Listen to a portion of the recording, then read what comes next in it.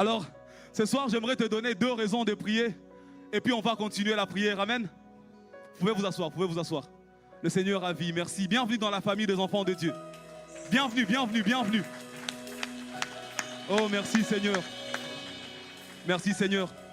Je vais te donner 2 petites raisons ou 2 grandes raisons, peu importe comment. Ça dépend de comment tu le prendras. Mais ça va être 2 raisons pour lesquelles il faudra que tu pries vraiment ce soir. Amen. La première raison, c'est qu'il n'y a pas d'exaucement sans prière. Je vais le redire. Il n'y a aucun exaucement sans prière. Il n'existe pas d'exaucement sans prière. En fait, si tu veux recevoir quelque chose de la part de Dieu, il faut que tu envoies quelque chose à Dieu en termes de prière. Et je tire ça, c'est dans toute la Bible du début à la fin d'ailleurs. Il y a juste un passage qui a retenu mon attention avec lequel j'ai préparé tout ce temps. Vous savez, c'est l'histoire de Corneille. Pour les lecteurs de la Bible, on est dans le livre des Actes des Apôtres, au 10e chapitre je pense. Et il y a un monsieur qui s'appelle Corneille. Il ne fait pas partie du peuple de Dieu. Il n'est pas juif, donc il n'est pas israélite. Mais il était en train de prier, il était assoiffé de Dieu. Et alors qu'il était en train de prier, Dieu lui envoie un ange. Je vais le lire tout à l'heure, mais en même temps il envoie un ange à Pierre. Parce que Pierre, lui, c'est le disciple de Jésus et c'est à lui qu'on a laissé l'église. Et Dieu va envoyer Pierre à Corneille en lui faisant comprendre que Dieu ne fait exception de personne, que tu sois du peuple de Dieu entre guillemets ou pas, Dieu te considère. Et si tu es juste, alors Dieu fait cas de toi et de tes prières.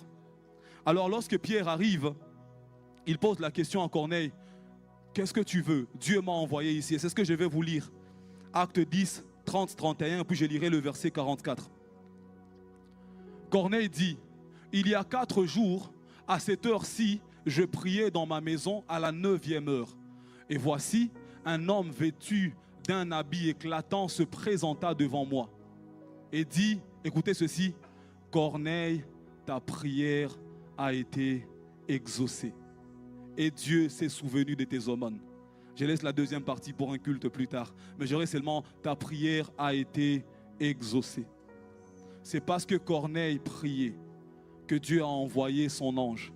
C'est parce que Corneille a touché le trône du Père avec ses prières qu'un exaucement est venu. Et on voit ça dans la Bible plusieurs fois. On l'a vu avec Daniel.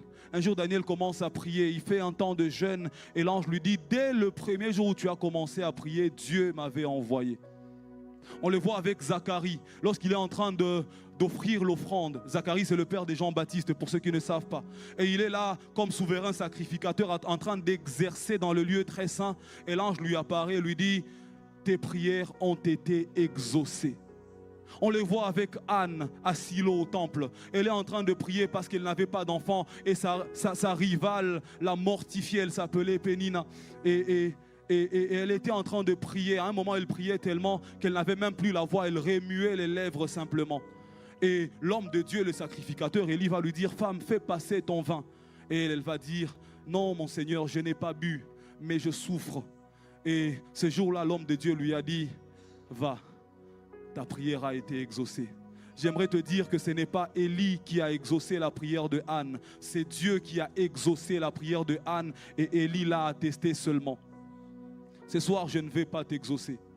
Je pourrais à la limite te dire que Dieu t'a exaucé. Mais il faudra que toi, tu pries. Amen. Alors voici ce que Pierre va dire au verset 44. Voici ce qui va se passer au verset 44. Rappelez-vous, donc, je suis en train de lire Acte 10, j'ai lu le verset 30 et 31. Corneille a expliqué ce qui s'est passé. Il priait, l'ange est venu. Il lui a dit ce qu'il fallait faire. On est allé chercher Pierre. Et Pierre commence à parler de Jésus, commence à prêcher. Alors, comme Pierre prononçait encore ces mots, le Saint-Esprit descendit sur tous ceux qui écoutaient la parole. Quand on n'a pas l'information, je l'ai dit ici un dimanche, quand on n'a pas l'information, on peut penser que c'est parce que Pierre a parlé que le Saint-Esprit est descendu. Mais en vrai, c'est parce qu'il y a 4 jours, Corneille priait, que Dieu a fait que Pierre vienne. Et quand Pierre a commencé à parler, le Saint-Esprit est venu en réponse à la prière de Corneille. Tu veux voir le Saint-Esprit ce soir, il ne viendra qu'en réponse à ta prière, ou non, à tes prières.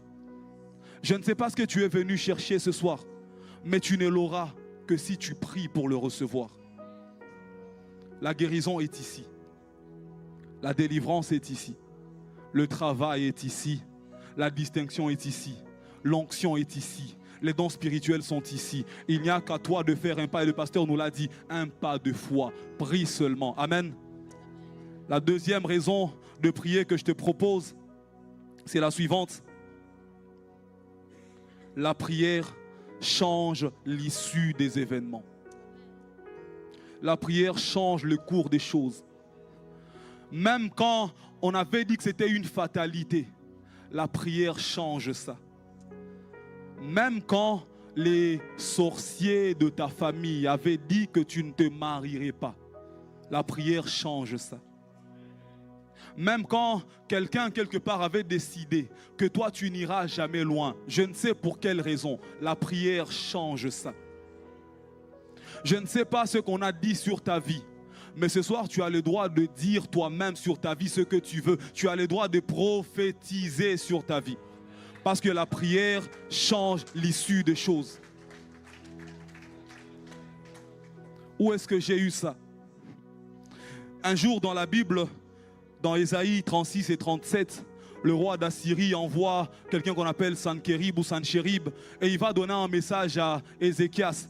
Il vient dire, on va vous attaquer, on va vous assiéger, on va détruire tout ça et tout. Et au lieu de donner seulement le message au roi et à ses serviteurs, il parle sur la muraille, au point que même le peuple entend ça.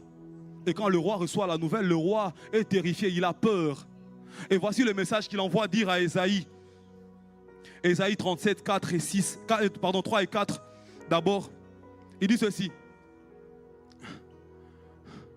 Et ils lui dirent, donc ils dirent au prophète Ésaïe, ainsi parle Ézéchias, ce jour est un jour d'angoisse, de châtiment et d'opprobre, car les enfants sont près de sortir du sein maternel et il n'y a point de force pour l'enfantement. Verset 4. Peut-être l'Éternel ton Dieu a-t-il entendu les paroles de Rabshaké que le roi d'Assyrie, son maître, a envoyé pour insulter le Dieu vivant. Il dit ceci, ils ont décidé de nous attaquer. On ne peut rien faire. Mais peut-être que ton Dieu a entendu. Alors prie ton Dieu. Écoutez le verset 6. Le verset 6. Et Ésaïe leur dit, voici ce que vous direz à votre maître. Ainsi parle l'Éternel, ne t'effraie point des paroles que tu as entendues et par lesquelles m'ont outragé le serviteur du roi d'Assyrie. On a outragé l'Éternel, ils se sont tournés vers l'Éternel et l'Éternel a dit, on ne va pas vous assiéger, je m'en charge, je prends ce cas-là. Je ne sais pas ce qu'on a dit sur toi, mais ce soir viens le dire à Dieu. Dis-lui, on avait dit ceci. Seigneur, je ne sais pas si on l'avait dit, mais je le constate quand même. J'ai besoin de toi. Et puis il va le faire. Et je vais retourner au verset 4.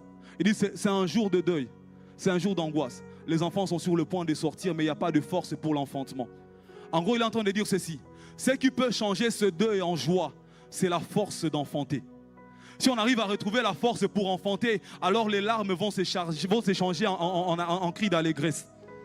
Ce soir, c'est juste à portée de main. Si tu n'as pas la force pour enfanter, tu n'enfanteras pas. Mais si tu as la force de pousser, tu vas enfanter ta destinée. J'ai 2 beaux enfants, j'ai assisté aux 2 accouchements et malgré tout l'amour que j'ai pour mon épouse, malgré toutes les sages-femmes autour, personne ne pouvait pousser à sa place. Personne. Et si elle n'avait pas eu la force de pousser, on ne se serait pas réjoui. Alors ce soir, tu as le pouvoir de changer ce jour de deuil en jour de joie. Je m'explique, tu as le pouvoir de prendre par la prière ce que tu veux, mais il faudra que tu pries. Alors à partir de maintenant, moi et le groupe de louanges, on va être des sages-femmes. Notre travail va être de vous dire poussez. Mais vous, vous allez pousser. Ça sera à vous de prier. On peut faire ça? Nous, on vous demande de prier. Vous, vous priez. On fait le deal? Est-ce qu'on peut prier?